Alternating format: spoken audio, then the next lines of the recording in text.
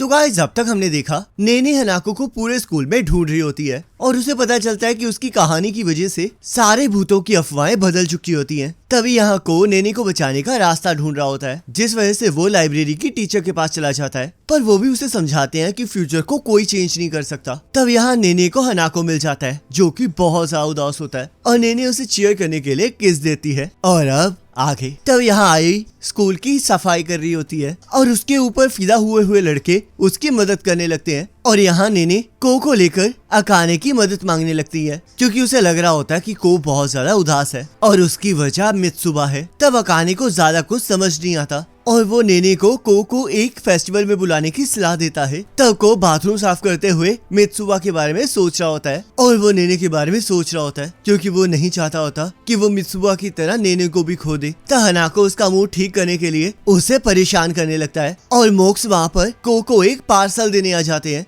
क्योंकि उन्होंने डिलीवरी करने का बिजनेस स्टार्ट किया होता है। तब को और हनाको देखते हैं कि नेने ने को फेस्टिवल में चलने के लिए बुलाया होता है, जिस वजह से हनाको को लगता है कि वो लोग डेट पर जा रहे हैं और वो इस बात के लिए मना करने लगता है। तब हनाको जोर जोर से रोना स्टार्ट कर देता है क्योंकि वो तो स्कूल के साथ बंधा हुआ है, तो वो उनके साथ फेस्टिवल पर तो नहीं जा सकता और साथ ही साथ वो अपनी प्यारी नेने को भी को के साथ नहीं जाने देना चाहता। तो नेने उसे समझाने लगती है कि वो ये सब कुछ बस को का मूड ठीक करने के लिए कर रही है और वैसे भी स्कूल के अंदर कोई भी समर फेस्टिवल नहीं रखता है, तो इसलिए हनाको उनके साथ नहीं चल सकता। तब हनाको के दिमाग में एक आइडिया आता है और वो उन्हें 7 जुलाई की शाम को मिसाकी स्टेयर्स के पास आने के लिए कहता है। तब मिसाकी स्टेयर्स के अंदर याको को और हनाको को आगे जाने के लिए कहती है ताकि वो लड़कियां थोड़ा मेकअप कर सकें और हम देखते हैं हनाको और को एक फेस्टिवल में चले जाते हैं। तब हमें पता चलता है कि वो जिस बाउंड्री में पहुंचे होते हैं वहाँ पर एक लाइफ अगली लाइफ से मिलती होती है और इस फेस्टिवल को तानाबाता स्टार फेस्टिवल कहा जाता है, जहाँ पर सब कुछ ह्यूमन फेस्टिवल्स की तरह होता है पर वहाँ पर ह्यूमंस की जगह भूत होते हैं। तो इसलिए हनाको को सेलेस्टियल क्राउन पहनने के लिए कहता है और क्योंकि उसे तभी पहना जाता है जब कोई मर जाता है, तो इसलिए वहाँ के भूतों को लगेगा कि वो लोग सच में मर चुके हैं,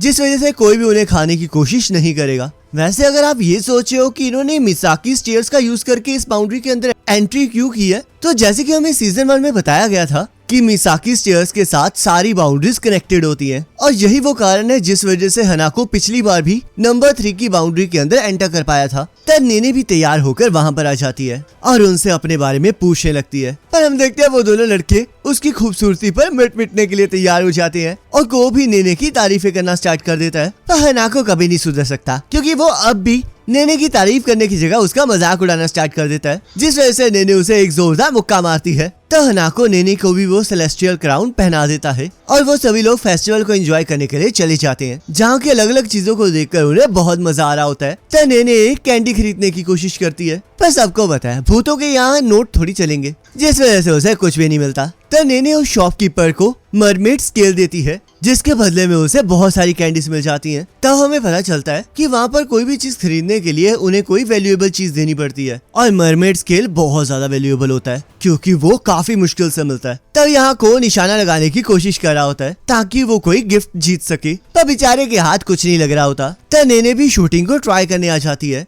और हम देखते हैं वो एक ही शॉट में एक मॉक को उड़ा देती है, जिससे कि वो जीत जाती है। तब वो लोग देखते हैं कि उन्होंने जो भी चीज खरीदी होती है उनके साथ उन्हें एक पेपर भी मिला होता है। तब हनाको उन्हें बताता है कि वो तांजाकू है और जब भी वो कोई चीज खरीदेंगे तब उन्हें अलग अलग रंग का पेपर मिलेगा और अगर वो लोग 5 अलग अलग कलर के तांजाकू इकट्ठे कर पाए तो वो उनके ऊपर अपनी विश को लिखकर बैम्बू ट्री के ऊपर बांध सकते हैं, जिससे कि उनकी कोई भी विश पूरी हो जाएगी। तब को और नेने को याद आता है कि बाउंड्रीज के अंदर कोई भी विश पूरी हो सकती है, जिस वजह से वो उसे इकट्ठा करने का तय करते हैं और हम देखते हैं को नेने की लाइफ या फिर मित्सुआ की मदद करने की विश करना चाह रहा होता है और यहाँ नेने तो अपनी लेग्स को पतली करना चाह रही होती है ताकि उसे एक बॉयफ्रेंड मिल सके। तब याकू उन्हें समझाती है कि सारे कलर के तांजाकू इकट्ठा करना बहुत ज्यादा मुश्किल है क्योंकि बहुत सारे लोग इस चीज को ट्राई करते रहते हैं, पर फिर भी उन्हें कभी भी सारे पेपर्स नहीं मिले। तब ये सुनकर भी को और नेने हार मानने के लिए तैयार नहीं होते और पूरे फेस्टिवल में तांजाकू को इकट्ठा करने में लग जाते हैं, पर बेचारों की किस्मत बहुत ज्यादा खराब होती है क्योंकि उन दोनों को ही एक एक कलर नहीं मिल रहा होता,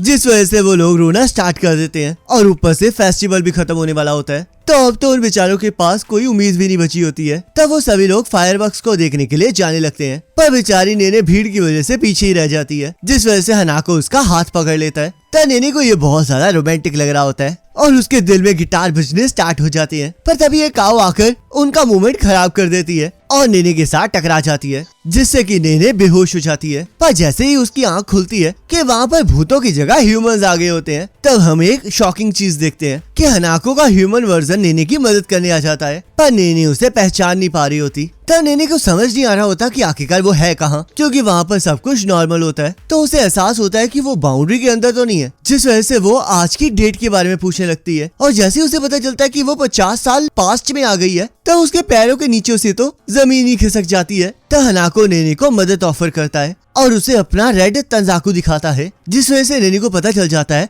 कि वहाँ पर तंजाकू वाली कहानी सेम है। और अब जब उसके पास 4 कलर्स है, तो इसलिए अगर उसे अब वो रेड कलर वाला तंजाकू मिल जाएगा, तो वो अपनी वापस जाने की विश को लेकर अपनी दुनिया में वापस जा सकती है। जिस वजह से वो हनाको को डराकर उसके तंजाकू को हासिल करने की कोशिश करने लगती है। पर हनाको उस तंजाकू को उसके हाथ लगने ही नहीं देता है, जिस वजह से नेने उससे रिक्वेस्ट करने लगती है। और हनाको को लगता है कि वो एक भूत है, तो हनाको उससे उस कार्ड को हासिल करने की वजह पूछने लगता है। पर बेचारी नेने उसे ये तो बता नहीं सकती कि वो प्रेजेंट में वापस जाना चाहती है, जिस वजह से वो कहती है कि उसे एक बॉयफ्रेंड चाहिए। Guys, priorities matters. पर हम देखते हैं बहुत सारे लोग उसकी उस विश को सुन लेते हैं, जिस वजह से नेने शर्मसार होकर वहाँ से गायब हो जाती है। तो नेने बेचारी शर्म के मारे भूत ही बन चुकी होती है और हनाको उसे चीयर करने के लिए खाना ले आता है। तो हनाको उससे पूछने लगता है कि क्या वो बॉयफ्रेंड के लिए इसलिए विश कर रही है क्योंकि उसने 100 बार लड़कों को पूछा और 100 बार लड़कों ने उसे मना कर दिया, जिस वजह से उसके पास अब आखिरी रास्ता भगवान से विश मांगना ही रह गया, जिस पर नेने हाँ कहती है। पर हनाको फिर भी उसके साथ अपने तंजाकू को शेयर करने से मना कर देता है और उसे कहने लगता है कि अगर उसने उसे प्रपोज किया होता तो वो उसका जरूर बहुत ज्यादा ध्यान रखता, जिस वजह से नेने को हनाको याद आ जाता है।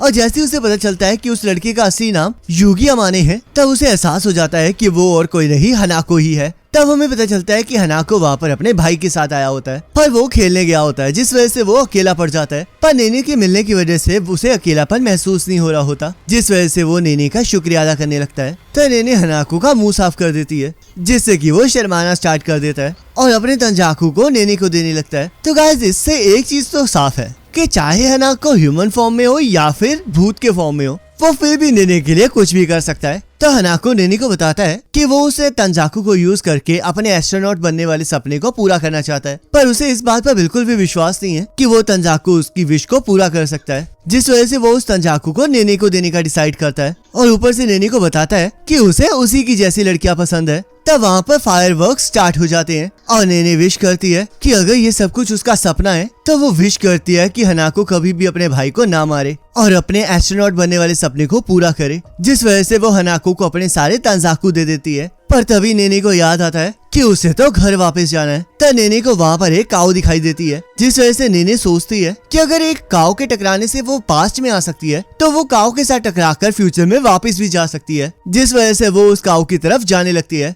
पर हनाको उदास होकर उसे रोक देता है। तब वो हनाको के सिर पर किस करती है और उसे गुड लक कह के और उसकी विश के पूरा होने की विश करके वहाँ से चली जाती है। तब हम देखते हैं दोबारा से काऊ के साथ टकराने की वजह से नेने वापस प्रेजेंट में पहुंच जाती है, जहाँ पर हनाको उसे बताता है कि अब तो फायरवर्क्स खत्म हो चुके हैं और नेने उसे बताती है कि उसने तो सपने में फायरवर्क्स देख भी लिए हैं, जो कि बहुत ज्यादा प्रीटी थे। तब हमें पता चलता है कि हनाको की ह्यूमन फॉर्म ने फिर से नेने से दोबारा मिलने की विश मांगी होती है, जो कि हमें पता है आगे जाके पूरी भी हो जाती है। और गाइस, इसी के साथ ये एपिसोड खत्म हो जाता है और नेक्स्ट एपिसोड का लिंक आपके स्क्रीन पर आ रहा होगा, उस पर क्लिक करके अगले एपिसोड को देख सकते हो।